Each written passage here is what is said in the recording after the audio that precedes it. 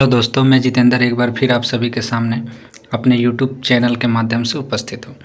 आज के हम लोग इस वीडियो में सभी अब तक के जितने भी प्रधानमंत्री हुए हैं उनका कार्यकाल क्या था, उनका नाम क्या था, वो कब से कब तक हमारे देश के प्रधानमंत्री रहे हैं, इसके बारे में हम लोग जानेंगे।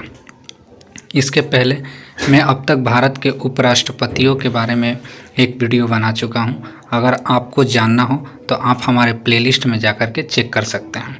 उसके अलावा अब तक हमारे भारत देश में कितनी मिस वर्ल्ड हुई हैं उनके बारे में भी मैं एक वीडियो बना चुका हूं, आप जाकर के चेक कर सकते हैं।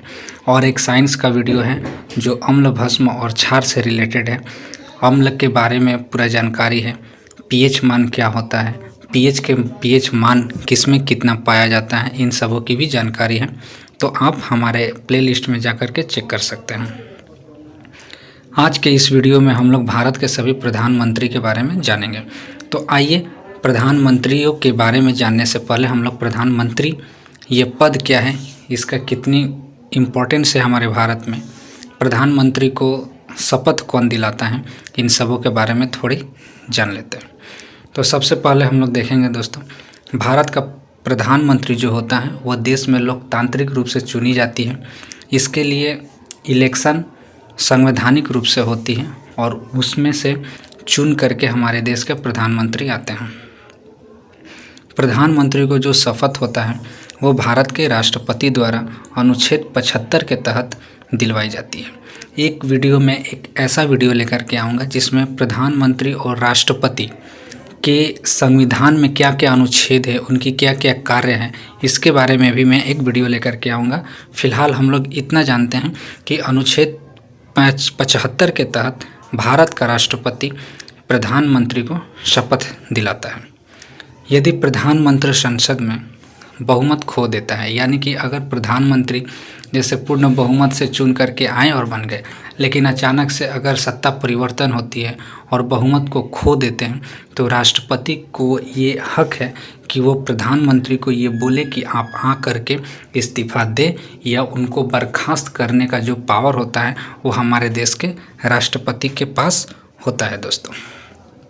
चलिए, तो आइए देखते हैं कि हमारे देश के सबसे पहले प्रधानमंत्री कौन थे, उनका कार्यकाल क्या था।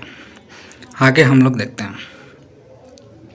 जैसे कि आप देख पा रहे हैं जवाहरलाल नेहरू। हाँ, एक बात मैं आपको बता दूं, यहाँ पर जितने भी हमारे देश के प्रधानमंत्री हुए उनके बारे में हम लोग इम्पोर्टेंट टॉपिक के बारे में जानेंगे जो कि हमारे कॉम्पिटिटिव एग्ज़ाम के लिए ज़्यादा इम्पोर्टेंट है। तो हम लोग देखते हैं जवाहरलाल नेहरू जो कि हमारे देश के प्रथम प्रधानमंत्री हैं।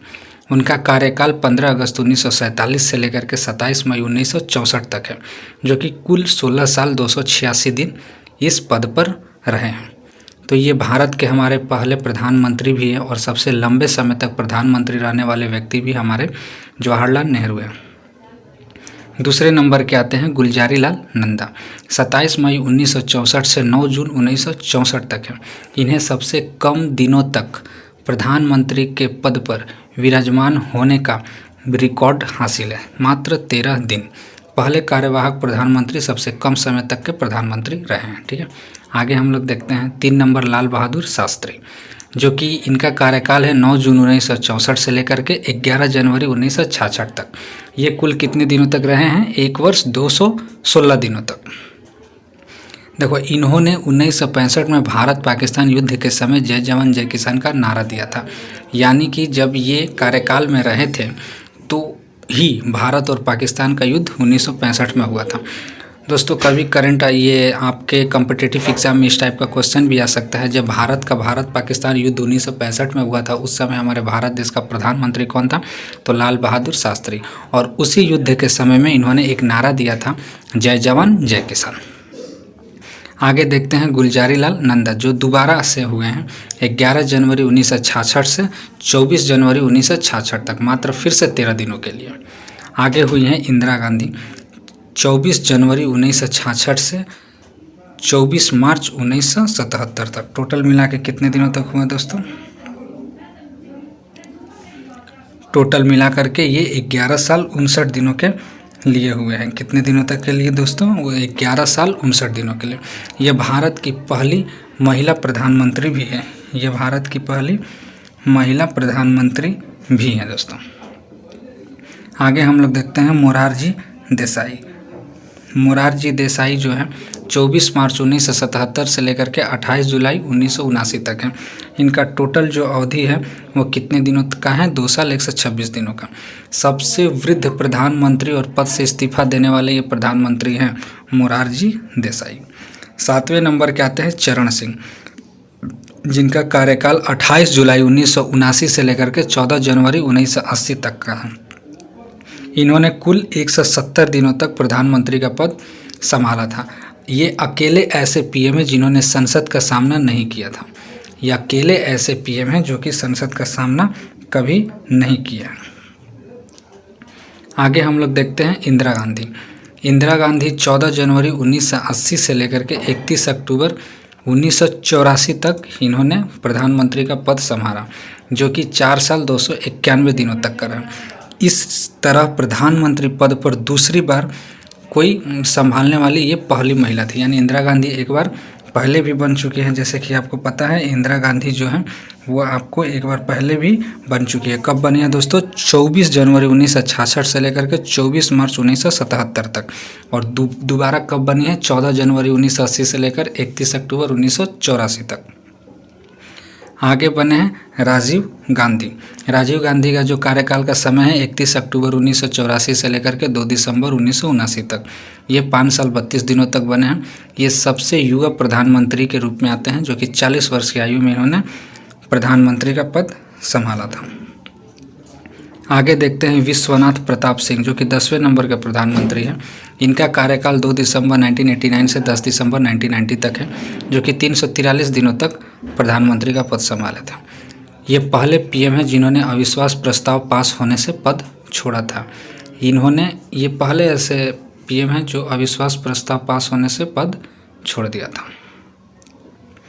आगे 11 नंबर के हैं चंद्रशेखर राव, जो कि 10 नवंबर 1990 से 21 जून 1991 तक है। इनका कार्यकाल का जो समय है 223 दिनों का है। ये समाजवादी जनता पार्टी से बिलोंग करता है। आगे हैं पीवी नरसिम्हा राव, जो कि 21 जून 1991 से 16 मई 1996 तक इनका कार्यकाल रहा है, जो कि टोटल 4 साल 330 दिनों तक का है। यह पहले दक्षिण भारत से प्रधानमंत्री है जो कि आते हैं।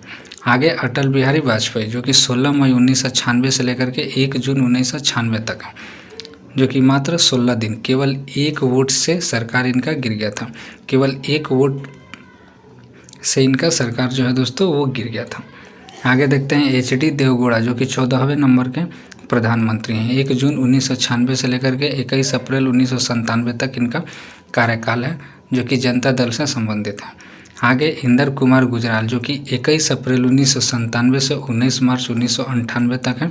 इनका पूरा जो दिन है वो 332 दिनों का है। व्यक्तिगत रूप से ये भारत के 13वें पीएम है दोस्तों। आगे देखते हैं अटल बिहारी वाजपेयी, जो कि 16 मार्च 1998 से 22 मई 2004 तक ये फिर से दोबारा देश के प्रधानमंत्री बने हैं, जो कि 6 साल 64 दिनों तक इनका रहा है। पहले गैर कांग्रेसी पीएम थे जिन्होंने अपना पहला पूरा कार्यकाल पूरा किया था। इसके पहले ये कब बने थे दोस्तों? अभी मैंने आपको बताया 16 मई 1966 से 1 जून 1996 तक। 16 मई 1996 से लेकर के 1 जून 1966 यानी 16 दिनों का। और दूसरी बार जब ये बने तो इन्होंने अपना पूरा कार्यकाल पूरा किया। आगे मनमोहन सिंह, जो कि 17वें हैं, आपको भी पता होगा, 22 मई 2004 से 26 मई 2014 तक 10 साल तक रहे हैं। ये पहले सिख प्रधानमंत्री भी रहे हैं। आगे नरेंद्र मोदी, जो कि 26 मई 2014 से लेकर के अब तक हैं। ये दूसरा गुजराती पीएम है। पहले मोरारजी देसाई थे और उसके बाद नरेंद्र दामोदर दास मोदी हैं। चौथे पीएम हैं जो कि लगातार दूसरा कार्यकाल पूरा कर रहे हैं। यानी नरेंद्र मोदी भारत देश के चौथे ऐसे प्रधानमंत्री हैं जो लगातार दूसरा कार्यकाल पूरा कर रहे हैं। इसके पहले नरेंद्र मोदी गुजरात के सीएम हैं, जो कि बताने की ज़रूरत नहीं है, आप सभी को पता होगा। आगे हमारे देश तो आगे भारत के सभी राष्ट्रपतियों के बारे में जानने से पहले हम लोग एक छोटा सा न्यूज़ के बारे में हम लोग जानते हैं। जैसे कि आप सभी को पता होगा, एस राजामौली की ब्लॉकबस्टर फिल्म जो है RRR की लोकप्रिय गाना एक है नाटू नाटू, जिसको आपने भी सुना होगा और हमने भी सुना है।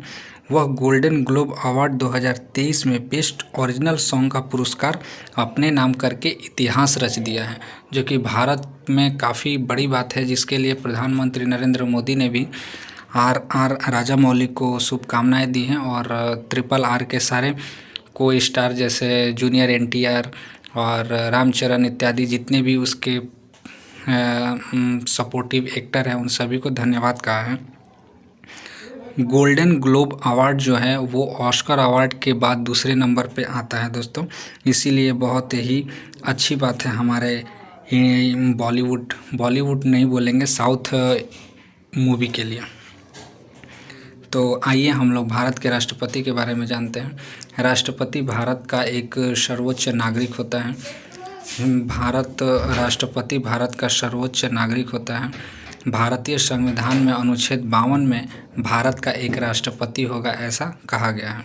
अनुच्छेद 53 के अनुसार संघ की सभी कार्यकारी शक्तियाँ उसके द्वारा या तो सीधे या अपने अधीनस्थ अधिकारियों के माध्यम से निष्पादित की जाएगी। इसका मतलब यह है कि भारत में एक राष्ट्रपति होगा, यह हमारे देश संविधान के अनुच्छेद 52 में कहा गया है।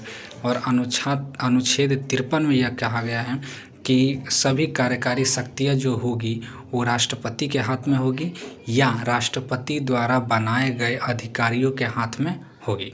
यह अनुच्छेद 53 का ऐसा कहना है। आगे हम लोग भारत के सभी राष्ट्रपतियों के बारे में देखते हैं। जैसे आप देख पा रहे हैं, एक नोट के रूप में लिखा हुआ है कि राष्ट्रपति का कार्यकाल जो होता है वो 5 वर्षों का होता है और राष्ट्रपति के हस्ताक्षर के बिना कोई भी कानून लागू नहीं हो सकता। यानी लोकसभा और राज्यसभा में अगर कोई बिल या कोई कानून बनता है तो राष्ट्रपति के हस्ताक्षर के बिना वह कानून लीगल माना नहीं जाएगा। तो आगे हम लोग जानते हैं डॉक्टर राजेंद्र प्रसाद, जो कि भारत के पहले राष्ट्रपति भी हैं, जिन्होंने 2 कार्यकाल तक राष्ट्रपति पद पर कार्य किया है। वे संविधान सभा के अध्यक्ष भी थे और भारतीय स्वाधीनता आंदोलन के प्रमुख नेता भी। उनको 1962 में भारत रत्न भी दिया जा चुका है। यानी कि डॉक्टर राजेंद्र प्रसाद को भारतीय रत्न जो है भारत रत्न वो 1962 ईस्वी में दिया जा चुका है। और डॉक्टर राजेंद्र प्रसाद जो है वो भारत के पहले राष्ट्रपति भी हैं, जिन्होंने 2 कार्यकाल तक राष्ट्रपति पद पर कार्यभार संभाला। इनका नीचे इनका जो समय अवधि है वो आप देख पा रहे हैं, 26 जनवरी 1950 से लेकर के 13 मई 1962 तक। आगे हम लोग देखेंगे डॉक्टर सर्वपल्ली राधाकृष्णन।